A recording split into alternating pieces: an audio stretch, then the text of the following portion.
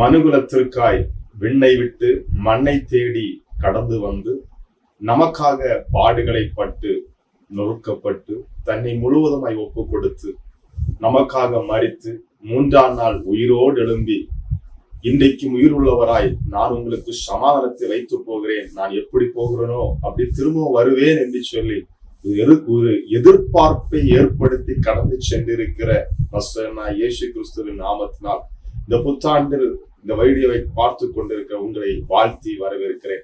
கர்த்தருடைய பிள்ளைகளே, இந்த புதிய வருடத்தில் 2024ஆம் வருடத்திற்குள் காலடி எடுத்து வைத்திருக்கிறோம். கடந்த 2023ஆம் வருடம் முழுவதிலும் கர்த்தர் நம்மை கிருபையால் அற்புதமாய் அதிசயமாய் நடத்தி வந்தார். எத்தனையோ நெருக்கங்கள், வேதனைகள், மரண கண்ணிகள் நமக்கு விரோதமாய் இருந்த போதிலும் கர்த்தர் எந்த தீங்குக்கு ஒப்புப்படாதபடி ஆவியானவர் தம்முடைய கரங்களுக்குள் மறைத்து நம்மை பாதுகாத்து நடத்தினார். நாம் இதுவரை கடந்து வந்தது அவருடைய கிருபையை. தாயின் கருவில் உருவான நாளிலிருந்து நாள் வரைக்கும் நடத்தி வந்தது அவருடைய கிருபை. தொடர்ந்து முன்னேறுவோம். அந்த தெய்வ கிருபைக்குள், இயேசுவோட பிரசன்னத்துக்குள் தொடர்ந்து நாம் முன்னேறுவோம். கர்த்தர் நம்மை ஆசீர்வதிப்பாராக. இந்த புதிய வருடத்திலும் 2024ஆம் வருடத்திலும் மிகப்பெரிய ஒரு எதிர்பார்ப்போடு இந்த 2024ஆம் வருடம் எப்படி இருக்குமோ என்கிற கவலையோடு, ஒருவேளை வேதனையோடு இந்த நாள் காணப்பட்டு கொண்டிருக்கலாம். நிச்சயமாகவே கர்த்தருடைய பிள்ளைகளே, நாம் எதற்கும் பயப்பட வேண்டிய அவசியம் இல்லை. காரணம், நாம் ஆராதிக்கிற நம்முடைய தகப்பன் நம்மை ஆசீர்வாதமாய் அவர் நடத்த வல்லமையுள்ள தகப்பனாய் இருக்கிறார். இந்த 2024ஆம் வருடத்திற்காக கேட்டு ஜெபித்துக் கொண்டிருந்த போது ஆண்டவர் தந்த ஒரு வாக்குத்தத்த வசனம் யோவேல் 2ஆம் அதிகாரம் 21ஆம் வசனம், தேசமே பயப்படாதே, மகிழ்ந்து களிகூறு, கர்த்தர் பெரிய காரியங்களை செய்வார் என்கிற வசனம். கர்த்தருடைய பிள்ளைகளே, கர்த்தர் இஸ்ரவேல் ஜனங்களுக்கு யோவேல் தீர்க்கதரிசி மூலமாய் கொடுத்த வாக்குத்தத்தம், தேசமே பயப்படாதே, மகிழ்ந்து களிகூறு, கர்த்தர் பெரிய காரியங்களை செய்வார்.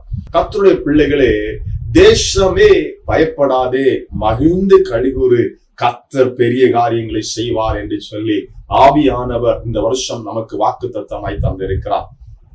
இந்த வாக்குத்தத்தத்திற்கும் இஸ்ரவேல் ஜனங்களுக்கு முன்பாக யோவேல் தீர்க்கதரிசி உரைத்த இந்த தீர்க்கதரிசனத்திற்கு பின்னணியத்தை நாம் பார்த்தோம் என்றால், இஸ்ரவேல் ஜனங்கள் ஒரு மிகுந்த நெருக்கத்திற்குள்ளாக இருக்கிறார்கள்.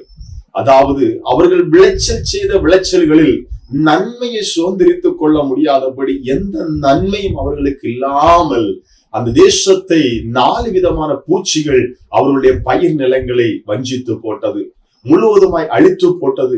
ஒரு நன்மையை கூட பெற்றுக்கொள்ள முடியாத அளவிற்கு தேசத்தில் எந்த ஆசீர்வாதம் இல்லாதபடி அழுகையோடு கண்ணீரோடு அந்த ஜனங்கள் காணப்படுகிறார்கள்.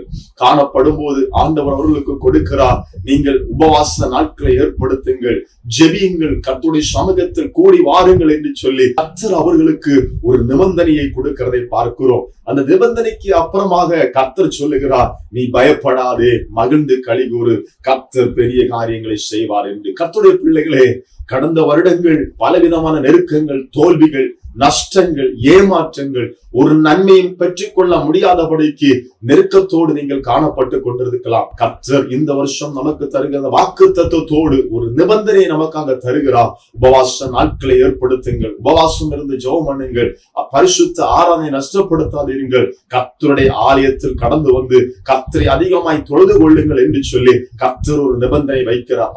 அப்படி நாம ஜெபித்தோம் என்றால், அப்படி கர்த்தரோடு நாம் இசைந்திருந்தோம் என்றால் கர்த்தர் நமக்காக பெரிய காரியங்களை செய்வார். இந்த வசனத்தை நாம் பார்க்கும் போது பிரியமானவர்களே, தேசமே என்று சொல்லி ஆண்டவர் சொல்லும் போது, தேசம் என்கிறது ஒரு குறிப்பிட்ட ஜனத்தையோ ஒரு குறிப்பிட்ட பகுதியில் இருக்கிற ஜனத்தையோ அல்ல, முழு உலகத்தில் இருக்கிற ஜனங்களை குறித்து தேசமே என்று சொல்லப்பட்டிருக்கிறது. பிரியமானவர்களே, இந்த வார்த்தையை கேட்டுக் கொண்டிருக்கிற உங்களை பார்த்துதான் சொல்லுகிறார், உங்களையும் அதில் உட்படுத்தி சொல்லுகிறார், தேசமே என்று சொல்லி. இரண்டாவதாக சொல்லுகிறார், பயப்படாதே. நம்முடைய வாழ்க்கையில் அநேக பயம். இந்த நாளில் கூட இந்த வருடம் எப்படி இருக்குமோ, கடந்த வருடம் முழுவதும் மிகுந்த ஒரு நெருக்கத்துக்குள் இருந்தேன், மிகுந்த ஒரு போராட்டத்துக்குள் இருந்து பயந்து கொண்டிருந்த அனுபவத்துக்குள் இருந்தேன், கவலையோடு கண்ணீரோடு காணப்பட்டேன். இந்த வருஷம் எப்படி இருக்குமோ என்று சொல்லி பயந்து கொண்டிருக்கிறீர்களா? பிரியமானவர்களே, கர்த்தர் நம்மை பார்த்து சொல்லுகிறார், நீ பயப்படாதே. அல்லேலூயா. நாம் பயப்பட தேவையில்லை. ஏனென்றால் நாம் ஆராதிக்கிற தேவன் நம்மை அற்புதமாய் அதிசயமாய் நடத்த வல்லமை உள்ளவராய் இருக்கிறார். நாம் நாம் அவரை நம்பி இருக்கிறதுனால் நாம் எதை குறித்து பயப்பட தேவையில்லை. ஒருவேளை உங்கள் சரீரங்கள் இருக்கிற பலவீனத்தை குறித்து உங்களுக்கு பயமா இருக்கலாம். ஒருவேளை உங்கள் பிள்ளைகளை குறித்த பயம் உங்களை ஆள்கை செய்து கொண்டிருக்கலாம். இல்ல குடும்பத்தில் ஒரு விதமான சூழ்நிலைகள், நெருக்கங்கள், போராட்டங்கள் உங்களை சூழ்ந்து கொண்டிருக்கலாம். எதை குறித்தும் கவலைப்படாதீர்கள். நாம் ஆராதிக்கிற தேவன் நம்மை அற்புதமாய் நடத்த அவர் வல்லமையுள்ள தகப்பனாய் இருக்கிறார். கர்த்தர் உங்களை பார்த்தான் சொல்லுகிறார், பயந்து கொண்டிருக்கிற உங்களை பார்த்தான் சொல்லுகிறார், நீ பயப்படாதே. அல்லேலூயா.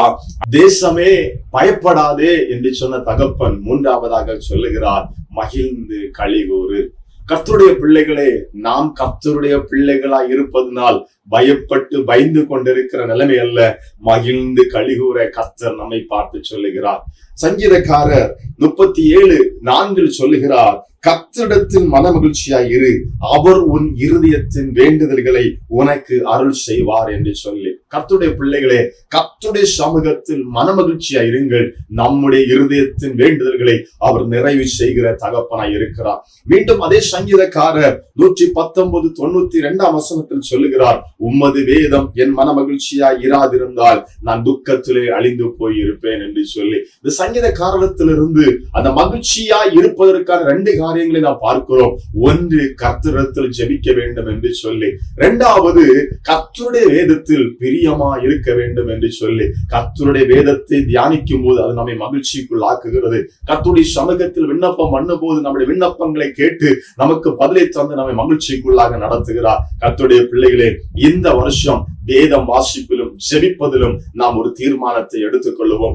நாம் மகிழ்ச்சியா இருக்க, நம்முடைய குடும்பம் மகிழ்ச்சியா இருக்க, நம்ம தேசம் மகிழ்ச்சியா இருக்க, கர்த்தருடைய சமூகத்தில் ஆண்டவர் நம்மிடத்திலிருந்து எதிர்பார்க்கிற ஒரே ஒரு காரியம் வேதத்தை வாசிப்பதும் கர்த்தருடைய சமூகத்தில் ஜெபிப்பதும். நாம் ஜெபித்து கர்த்தரோடு கூட இருக்கும்போது, வேதத்தை வாசித்துக் கொண்டு இருக்கும்போது நமக்குள்ள நாம் எதிர்பார்க்காத ஒரு மிகுந்த ஒரு சந்தோஷத்தை ஆண்டவர் நமக்கு தந்து நடத்த அவர் வல்லமையுள்ளவராய் இருக்கிறார். கர்த்தருடைய பிள்ளைகளே, 4வதாக ஆண்டவர் சொல்லுகிறார், பெரிய காரியங்களை செய்வேன் என்று சொல்லி.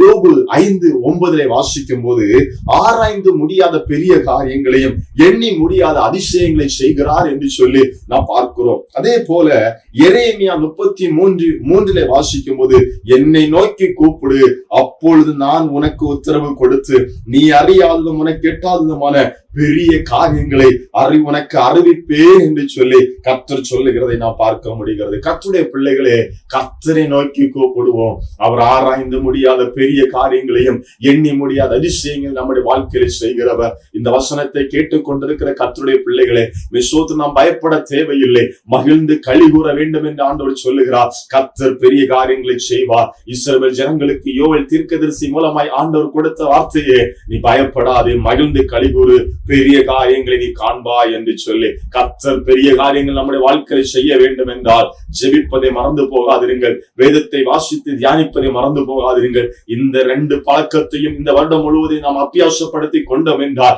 நம்முடைய வாழ்க்கையில் மிக பெரிய ஆசீர்வாதத்தை நாம் சுதந்திரித்துக் கொள்ள முடியும். கடந்த வருடங்களில் நாம் பெற்றுக்கொள்ளாத சமாதானத்தையும் நாம் பெற்றுக்கொள்ளாத சந்தோஷத்தையும் இந்த வருடத்தில் நாம் பெற்றுக்கொள்ள வேண்டும். சபையே, கர்த்தருடைய பிள்ளையே, இந்த வார்த்தையை காணொலியை கேட்டுக் கொண்டிருக்கிற கர்த்தருடைய பிள்ளையே, குடும்பமாய் கர்த்தருக்கு உண்மையாய் இருங்கள், குடும்பமாய் ஜெபியுங்கள், குடும்பமாய் வேதத்தை தியானியுங்கள். கர்த்தர் பெரிய காரியங்கள் நம்முடைய வாழ்க்கையில செய்ய போகிறார். எதை குறித்தும் பயந்து கொண்டிருக்காதீங்க.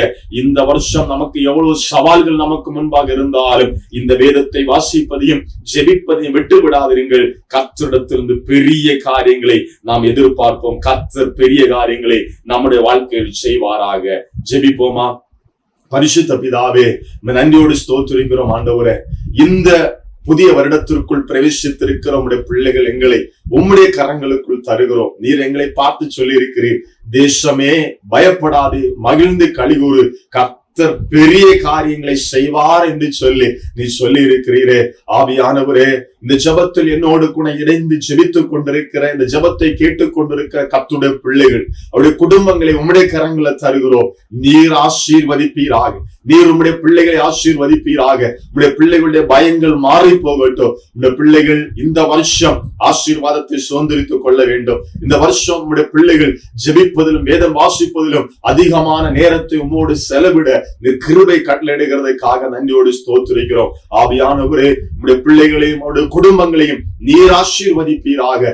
பெரிய காரியங்களை இந்த வருஷங்கள் உங்களுடைய பிள்ளைகள் எங்களுக்காக நீ செய்ய போறதுக்காக நன்றி செலுத்துகிறோம் ஆண்டவரே. இந்த வசனத்தின்படி உங்களுடைய பிள்ளைகள் எங்களை ஆசீர்வதியும். இந்த வசனத்தில் இஸ்ரவேல் ஜனங்கள் ஆண்டவரே ஸ்தோத்திரம் வேதனையோடு துக்கத்தோடு பாரத்தோடு நன்மை இல்லை என்று சொல்லி கலங்கிக் கொண்டிருந்தது போல இந்த நாளிலும் கலங்கிக் கொண்டிருக்கிற உங்களுடைய பிள்ளைகளை இந்த வருஷம் செழிப்பின் வருஷமாய், ஒரு ஆசீர்வதிக்கப்பட்ட வருஷமாய், ஆராய்ந்து முடியாத பெரிய காரியங்களை, எண்ணி முடியாத அதிசயங்களையும் உங்களுடைய பிள்ளைகளை சுதந்திரித்துக் கொள்ளுகிற வருஷமாய் உங்களுடைய பிள்ளைகளுக்கு நீர் மாற்றி ஆசீர்வதித்துக் கொடுக்கிறதுக்காக நன்றி. ஆசீர்வதிப்பீராக.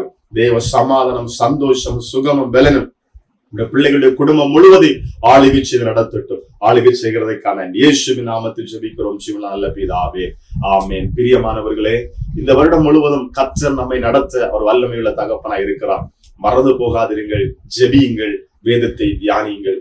இன்னும் அதிகமாய் கடந்த நாட்கள் நாம் வேதத்தை தியானித்ததை விட, கடந்த நாட்கள் நாம் ஜெபித்ததை விட அதிகமாய் ஜெபியுங்கள்.